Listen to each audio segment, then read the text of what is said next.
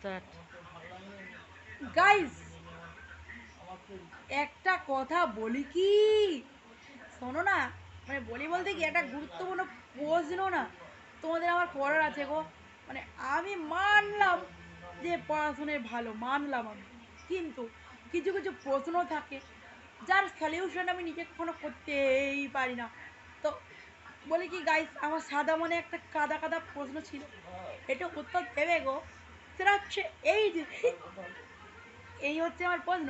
সেটা হচ্ছে এই যে, শ্বশুরকে বাবা বলে ডাকা হয়, শাশুড়িকে মা বলে ডাকা হয়, ননদকে দিদি বলে ডাকা হয়, ভাসুরকেও দাদা বলে ডাকা হয়, কিন্তু স্বামীকে ভাই বলে ডাকা যায় না কেন?